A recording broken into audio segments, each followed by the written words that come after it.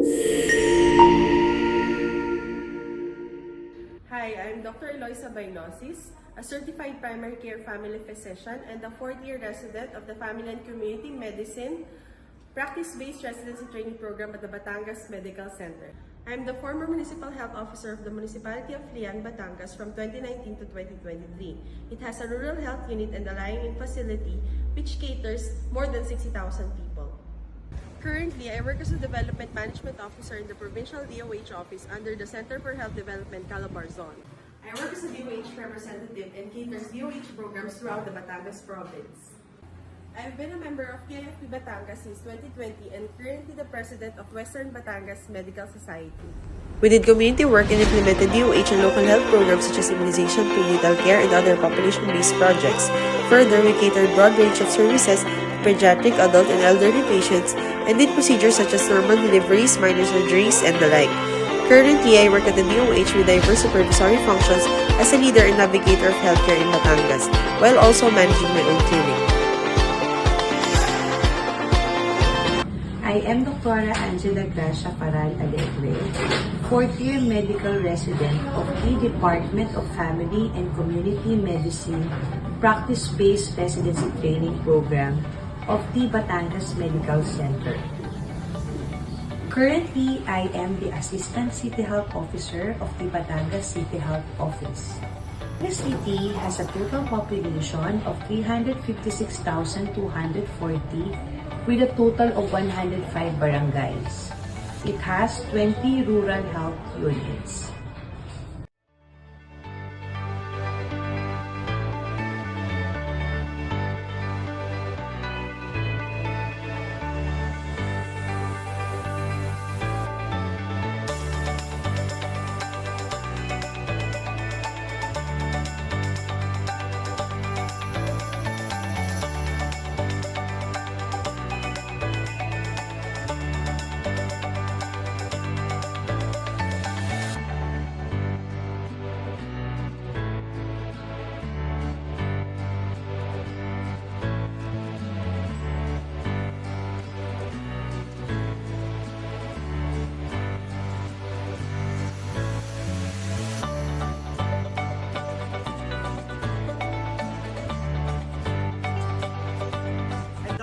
Michael M. De Luna, Certified Primary Care Family Physician, Chief President and a third-year practice-based resident from Batangas Medical Center, currently the Municipal Health Officer of the Kerlan Rural Health Unit located here in the Kerlan, Laguna. As a healthcare provider and educator, we provide different health services and health education to all walks of life as this is in line with our motto, walang iwanan sa nagkerlan, kalusugan para sa lahat. As a researcher, I was given an opportunity to be consensus panel of different PAF PCPGs as well as being part of the TWG for CPG of Adolescent Wellness. For our programs, we coordinated with different stakeholders and LCEs to create our COPCs and some advocacies during our local health board meetings. As a leader, I guide my 45 RHU staff, 256 PHWs, and 75 barangay nutrition scholars. Lastly, as a navigator, I am part of the Sparkling Primary Care Providers Network, serving as the Vice Chairperson. And this is the life of a Diamond Star physician here in the Municipality of Nagcarlan. Hi, I'm Emilyn Tilapil-Yumang, Certified Primary Care Family Physician and a third-year level practice-based resident trainee from Batangas Medical Center. I am currently an Assistant Municipal Health Officer at the Gloria Municipal Health Office, Oriental, Mindoro. Gloria Municipal Health Office is a DOH and PhilHealth accredited primary care facility, BEMONG facility, TB-DOTS, IDOTS facility, and an e-consulta provider. It offers a wide range of health services and implements DOH programs in the whole of the municipality. Gloria is a third-class municipality with a population of 50,496 in 2020 and has 27 barangays. The MHO offers OPD consultation, mental health clinic, family planning services, prenatal, intrapartum, and postpartum services, immunization services, as well as minor surgery clinic. Thank you. I am Dr. Rio Concepcion C. Aguda, a third-year medical resident of the Department of Family and Medicine Practice-Based Residency Training Program. Currently one of the medical officers of Batangas City Health Office. I was assigned at RHU 16 comprising of barangays Tabangao Aplaya, Tabangao Dao, Pinamukan Proper, and the main health center Ambulong with an overall population of 16,047. But this does not hinder us from rendering our services to other RHUs, especially in providing different DOH programs.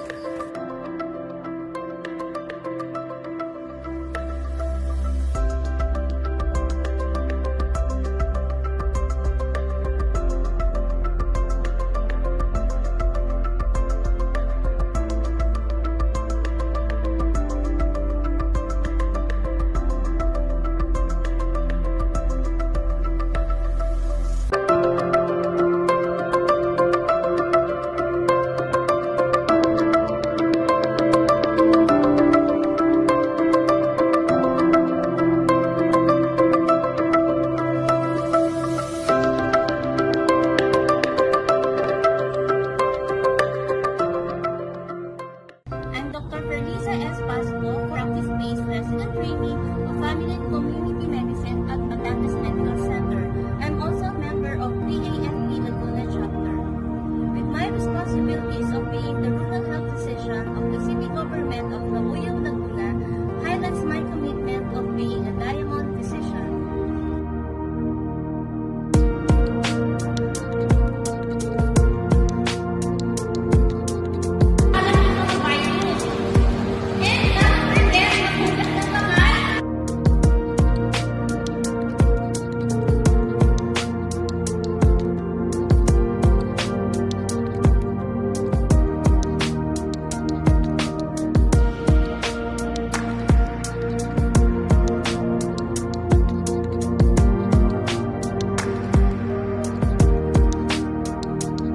Everyone, I am Dr. Rachel Reyes Dominguez, a third-year resident of Family and Community Medicine Practice-Based Residency Training Program at Batangas Medical Center.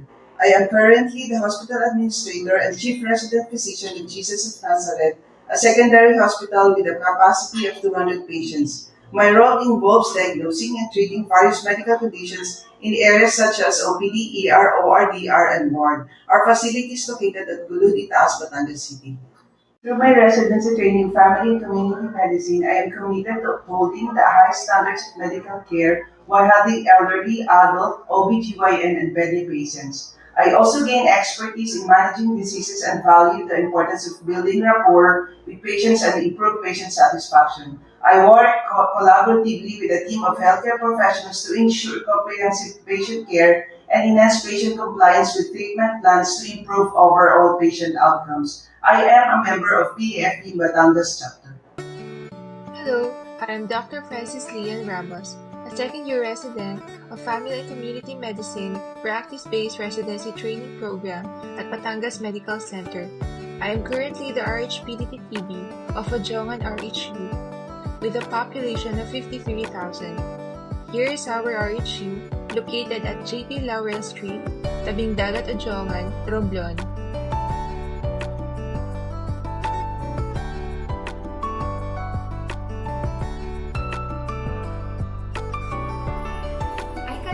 Medical consultations both in the RHU and in the barangay, with referral to higher facility if needed. I also conduct medical legal cases, health information, and advocacy campaigns. I also develop local health systems in collaboration and communication with our stakeholders and concerned agencies.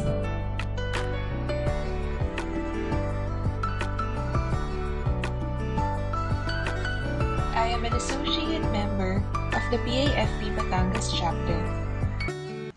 Hello, my name is Dr. Joanne Stephanie S. Matera, a second-year resident of Family and Community Medicine Practice-Based Residency Training Program at Batangas Medical Center. I am currently the Municipal Health Officer of San Pascual, Batangas, which has a population of 69,544. Here is our Super Health Center located at Quino Avenue, Barangay Poblacion, San Pascual, Batangas.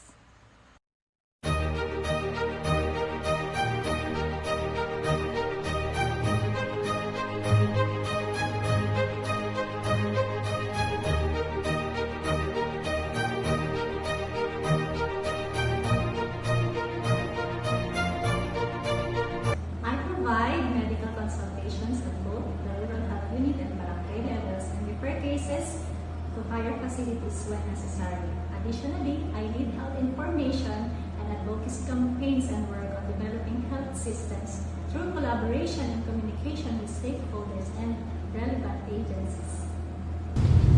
Magandang araw, ako po si Dr. Wise Pinosion, second year resident ng Family and Community Medicine Practice-Based Residency Training Program ng Batangas Medical Center. At kasalukuyang miyembro ng PAFP Batangas Chapter at Sa kasalukuyan, ako ay isang rural health physician na na-assign sa bayan ng Magsaysay, Occidental, Mindoro sa ilalim ng Doctors of the Barrios Program ng Kagawaran ng Kalusugan. Ang bayan ng Magsaysay ay matatagpuan sa katimugang bahagi ng isla ng Mindoro na may 40,000 populasyon. Ito ay may 12 barangay na kung saan 8 dito ay kabilang sa Geographically Isolated and Disadvantaged Areas o GIDA.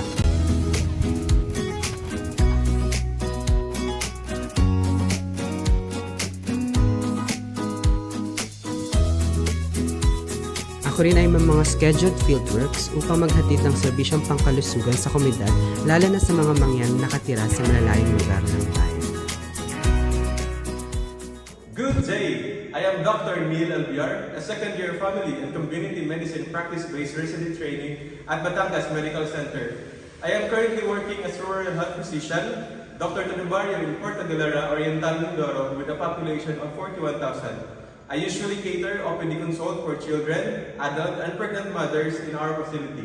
I also manage consults and referral in our ABTC, TB DOTS, dental services, social hygiene clinic, and adolescent-friendly health clinic. I am also involved in BHS and RH consultation for the individual and population service delivery, conducts health promotion and information campaigns, establish inter- and intra-agency collaboration for program implementation, actively attending continuing medical education, an advocate of EBM and research undertaking, and actively leading community advocacy group. I am an officer of Batch 39, Doctors to the Barrio. I am a certified primary care family physician and Magandang araw, ako po ay si Dr. Catalina Grace Blanco. Ako ay isang medical officer dito sa Hospital Lambinan. Ang Hospital Lambinan ay isang primary hospital na may 50-bed capacity. At bilang medical officer, ang patungkulan ko po ay sa emergency room at kung kinakailangan sa operating room at wards. Ako rin ay isang HIV/AIDS 4th physician dito sa Hospital Lambinan na may clinic schedule every Tuesday.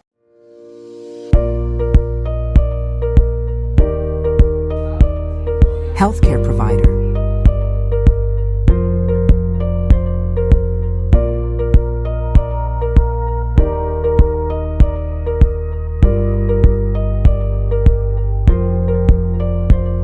Educator, coordinator, navigator, community leader, researcher. I am Aris J. Bautista, currently a first-year practice-based resident in the Department of Family and Community Medicine at Batangas Medical Center. I am currently working as a Medical Officer 3 at Bawan General Hospital. Bawan General Hospital is a Level 1 government hospital with a 45-bed capacity. My responsibilities as a Medical Officer 3 encompass a broad range of critical tasks including treatment and assessment of pedia, OB, IM, surgical patients, utilizing clinical skills, diagnostic tests, and medical history to accurately identify the cause of patient symptoms and provide proper treatment. Administer immediate treatments to stabilize patients like CPR, intubation, and among others. Perform essential procedures such as suturing of wounds, debridement, and among others. These responsibilities highlight my commitment in being a diamond physician. I won the third most outstanding secretary Ikashana Award of the PMA, Category 4. I am a member of PAFP Batangas. Hello po, ako po si Dr. Sunshine Cortez, first year practice-based family medicine resident sa Batangas Medical Center. Ako po ay kasalukuyang Medical Officer 4 sa Maria L. Elizar General Hospital dito po sa Tagkawayan, Quezon. Ang Tagkawayan, Quezon po ay may kasalukuyang populasyon na humigit kumulang 50,000 katao at meron po siyang nag-iisang hospital sa ngayon, ito po ang MLEGH. Ito po ang aming OPD. Nagre-range po ang nakikita naming pasyente dito from 100 to 200 cases per day. May pedia, may OB, may adult. at may surgical cases po. Kami po ay nagjo-duty ng 8 a.m. to 5 p.m. dito. Dito naman po yung emergency room kung saan po ay indicator namin or tinitignan namin yung mga patients na kailangan ng emergency needs. Aming ward kami po ay nagjo-duty dito ng 24 hours. Nagra-rounds po kami every morning. Ito po ang aming delivery room, din po ang aming operating room, ito din po ang aming animal bite clinic. Ito po ang aming x-ray room, po ang aming minor OR. Good morning. I'm Dr. Evelyn Paliera, first-year practice-based family medicine resident, medical officer 4 of Maya L. Eliasar General Hospital here in Tagawayan, Quezon. Nandito po tayo sa ER. Dito po kami assigned for the first 24 hours of our duty. Ito naman po ang ward, isa sa mga post namin sa second day. Kami po ang nagra-round sa morning ng mga inpatient at lahat po ng patients na isadmit namin sa ER. Kami din po ang nag-a-answer ng mga referrals. After namin mag-rounds, dito naman kami sa OPD. Dito naman po kami nag-check up ng mga OPD cases ng IM, Pedia, OB-GYN, Ortho, Surgery, ENT at OFTA. Ito naman po ang ORDR complex. Dito po namin ginagawa ang mga NSD. At ito naman po ang OR. Dito po inooperahan ng ilan sa mga elective at urgent cases ng OB-GYN, Ortho at Surgery. Thank you po. Ako po si Christine Angela Umila, first-year practice-based resident ng Batangas Medical Center. Currently, ako po ang rural health physician ng City Health Office of Lucena.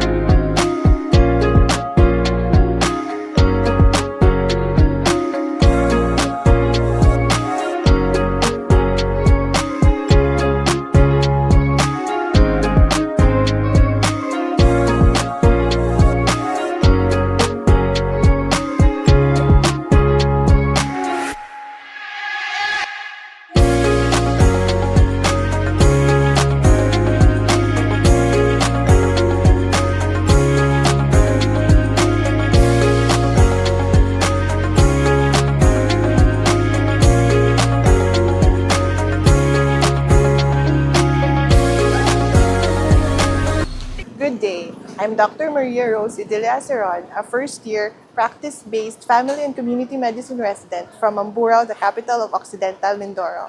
I'm currently the medical officer at Occidental Mindoro Provincial Hospital, a level 1, 125-bed capacity health facility catering to the 11 towns of Occidental Mindoro, the home of 500,000 Mindoreños. I see patients every day in the outpatient department and the emergency room from pedia to adult to geriatric illnesses, well baby checkups, vaccinations, prenatal care, surgical and ortho cases, referral to TB Dots Animal Bite Center and to tertiary institutions outside the province.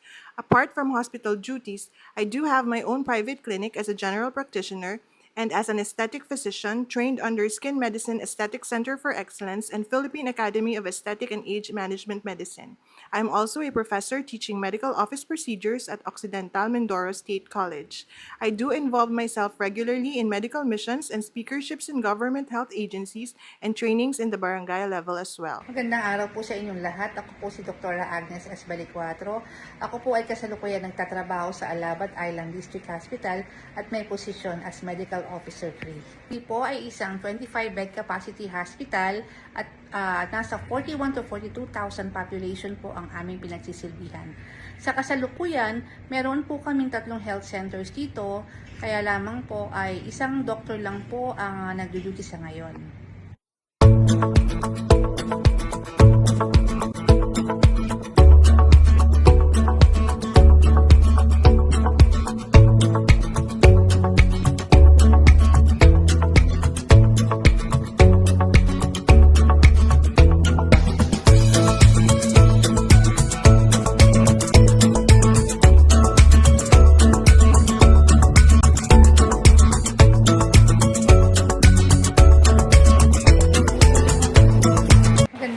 Hello, I am Sister Annalisa Di Balita, a first-year practice-based resident from Family and Community Medicine of Batangas Medical Center.